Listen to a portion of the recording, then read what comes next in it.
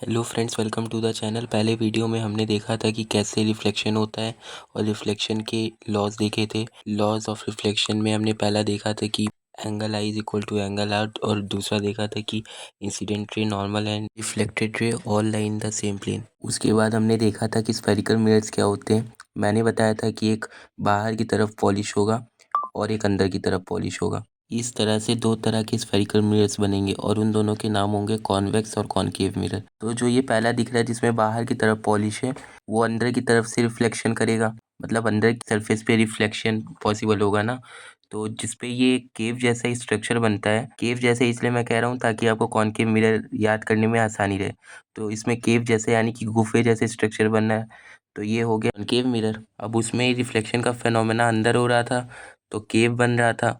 तो अब जिसमें केव नहीं बन, जो आउटवर्ड का कर्व है और जिसमें बाहर वाली सरफेस पे रिफ्लेक्शन होगा, तो वो हो गया कॉन्वेक्स। तो एक का ट्रिक बता दिया कॉनकेव, और दूसरा जो बचा वो हो जाएगा कॉन्वेक्स। अब आइए आगे बढ़ते हैं। अब देखते हैं किसको फोकस कहते हैं स्फेरिकल मिरर में, और स्फेरिकल मिरर में किसको सेंटर ऑफ कर्वेचर कहते हैं। क्या होता है प्रिंसिपल एक्सिस, पोल क्या होती है, लाइट कैसे आ रही है, लाइट कब कैसे बिहेव करेगी, आइए उसको समझते हैं। तो सबसे पहले ये जो पॉइंट आपको दिख रहा है ये हो गया फोकस, और उसके बाद जो उसके बगल में लेफ्ट में पॉइंट दिख रहा है ये वाला, ये है सेंटर ऑफ कर्वेचर। और ये जो पॉइंट दिख रहा है मिरर के बिल्कुल बीच में होता है ये इसको कहते हैं पोल।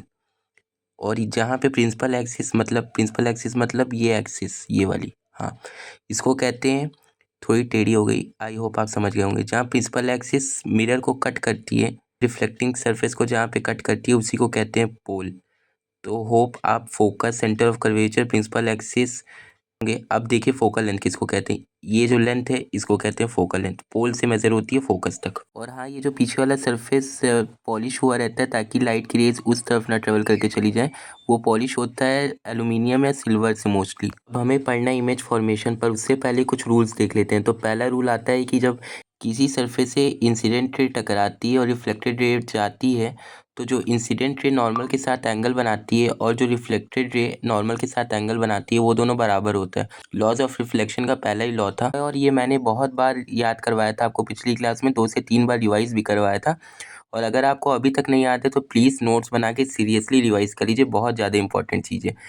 तो नॉर्मल के साथ आई जो बनता है और नॉर्मल के साथ आर जो बनता है वो इक्वल होता है। ये अब देखते हैं दूसरा रूल। तो दूसरा रूल ये कहता है कि जब भी पैरेलल रेज आती हैं और वो मिरर से टकराती हैं, तो फोकस से होकर के जाती हैं, यानी कि वो फोकस में मीट करती है। और फोकल का डिस्टेंस, फोकल लेंथ का डिस्टेंस मैंने क्या बताया था, r/2।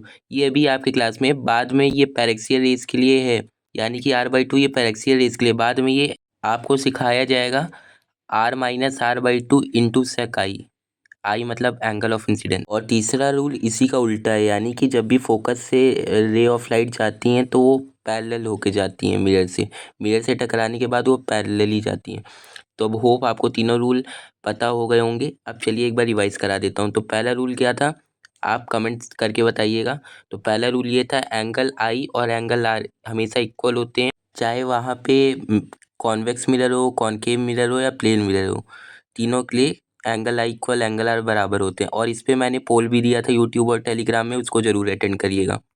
उस पोल में बेसिकली ये पूछा था मैंने कि जो एंगल आई और एंगल आर का कॉन्सेप्ट होता है, मतलब angle i is equal to angle r, मतलब जो लॉज ऑफ रिफ्लेक्शन में पहला लॉ था, वो हर सरफेस के वैलिड होता है कि कॉन्वेक्स लेंस के लिए वैलिड होता है, केवल कॉनकेव लेंस के लिए वैलिड होता है। तो उसका आंसर होगा कि वो सब सरफेस के लिए वैलिड होता है।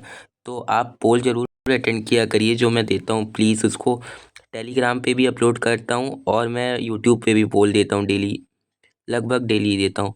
तो प्लीज़ उसको अटेंड किया करिए। तो पहला रूल तो आपको समझ में आ गया होगा। दूसरा रूल मैंने बताया था कि जब भी पैरेलल रेज आती हैं तो फोकस से होकर के गुजरती हैं। और तीसरा रूल इसी का उल्टा है, यानी कि जब भी फोकस से रे ऑफ लाइट्स जाती हैं तो वो पैरेलली निकलती हैं वहाँ से, मतलब मिरर से टकराने के बाद। होप इतना आपको समझ में आया होगा। एकदम क्लियर हो तो प्लीज़ कमेंट करके ज़रूर बताइएगा। अब इमेज फॉर्मेशन अगले पार्ट में देखेंगे, आज के लिए इतना ही। वो जो डॉटेड लाइंस वाला है वो मैं अगले पार्ट में बताऊंगा, उसको देख के डरिएगा मत। वर्चुअल और रियल का भी कॉन्सेप्ट अगले पार्ट में बताऊंगा, उसको देख के कंफ्यूज मत होइएगा या डरिएगा मत। डॉटेड लाइंस अभी आगे चल के आप सीखेंगे, वर्चुअल को दिखाता है। तो अगर वीडियो पसंद आई हो तो प्लीज़ उसको लाइक करिए, शेयर करिए फ्रेंड्स के साथ, और सब्सक्राइब कर दिया करिए चैनल। मेहनत लगती है वीडियो बनाने में। Okay, bye then.